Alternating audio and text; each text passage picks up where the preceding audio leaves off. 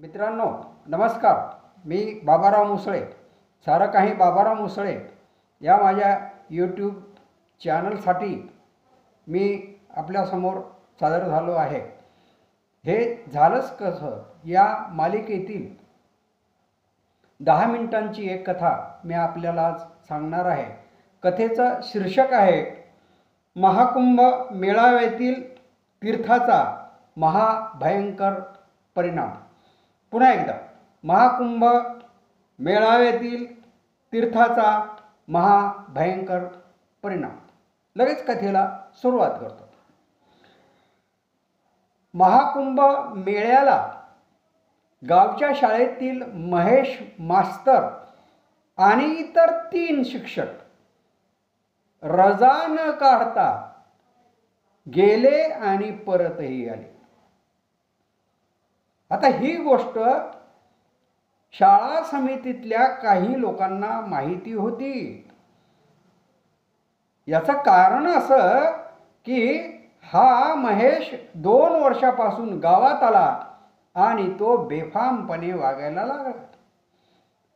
शाळेत उपस्थित न राहिला तरी मनमानी करणे, शाळेच्या आर्थिक गोष्टीत जास्त ध्यान देणे आणि त्यातल्या गोष्टींचा भ्रष्टाचाराच्या रूपानं गैरफायदा कसा घेता येईल या अशा बाबतीतच तो जास्त लक्ष घालू लागला. याचं कारण असं होतं की त्याची वहिनी म्हणजे रामदास सरपंचाची बायकोच शाळा व्यवस्थापन समितीची सरपंच होती. आता हे सगळं गावाला माहीत होतं.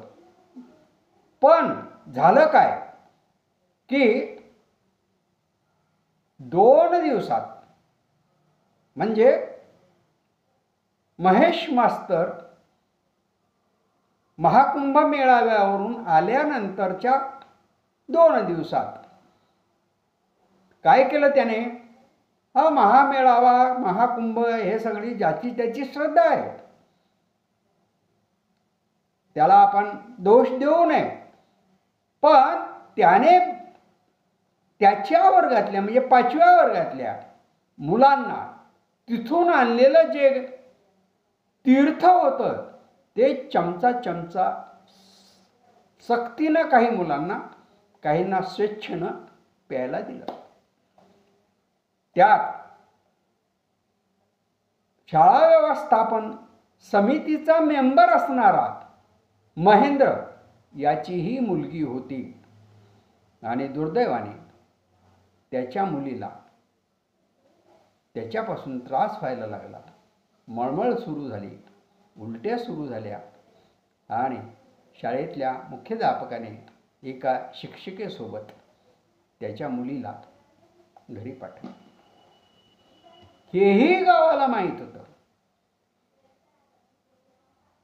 पण त्यातून पुढे एक महाभयंकर गोष्ट झाली आणि गावात तणावाचं वातावरण निर्माण झालं. मारामाऱ्या झाल्या आणि त्यात महेंद्रचा खून झाला. आता गोष्ट इतक्या थरावर गेल्यानंतर गाव हादरलं आणि मग इतक्या भार ह्या गोष्टी झाल्याच कशा असं गावाला वाटू लागलं. गावात जिथे तिथे याच गोष्टीची चर्चा की महेंद्र याने एवढी गोष्ट काय तणावर न्यायची होती, किंवा महेश मास्तरांनी सुद्धा एवढा ताण घेऊन त्या मुलांना ते तीर्थ पाजण्याचं काय कारण होतं.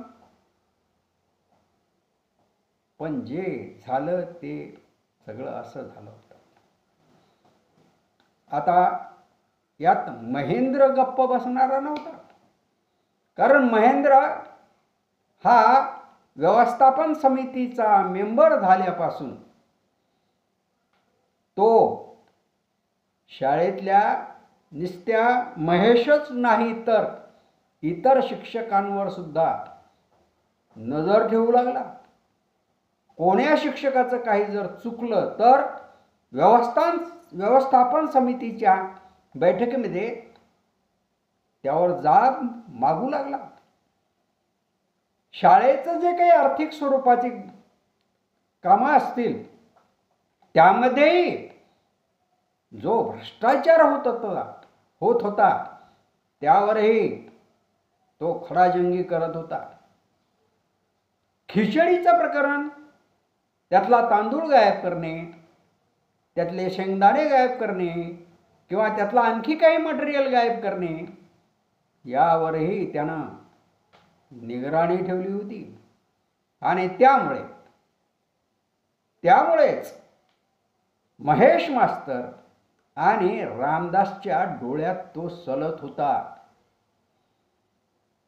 ते दोघंही भाऊ त्याला समितीतून कसं काढता येईल याच विचारात कायम गुंतलेले होते आणि त्यात हे नेमकं प्रकरण उद्भवलं. बरं, महेंद्र एवढ्यावरच थांबला नाही. महेशनं आपल्या मुलीला गंगाजल पाजल्यामुळे तिची तब्येत बिघडली अशी त्यानं पोलीस स्टेशनला तक्रार दिली आणि पोलिसही ताबडतोब येऊन लगेच त्यांनी महेशला सोबत नेलं. मागून रामदास आणि त्याची मंडळी आली आणि जवळपास 30,000 रुपये देऊन त्यांनी महेशला घरी सोडून आणलं. या गोष्टीचा ताण महेश आणि रामदास यांच्या मनामध्ये, तर इकडे महेंद्रच्या मनामध्ये आपल्या मुलीला महेश मास्तरनं गंगाजल पाजलं म्हणून तिची तब्येत बिघडली आणि त्यापायी आपल्याला मुलीला दवाखान्यात भरती करावं लागलं. पैसा लागला तो लागला, नशिबानं मुलगी त्यातून बाहेर पडली. या गोष्टीचा ताण. सुट्टी झाल्यावर तो घरी आला आणि मग गावात आल्यावर त्याला असं त्याच्या माणसांकडून कळलं की भागवतकडची माणसं महेंद्रवर खार खाऊन आहेत आणि महेंद्रच्या विरोधात ते काहीतरी करणार आहेत. महेंद्रला याचा खूप संताप आला की अरे, माझ्याच मुलीला त्या महेशनं ते तीर्थ पाजलं आणि माझी मुलगी आजारी पडली आणि माझ्यावरच ताण.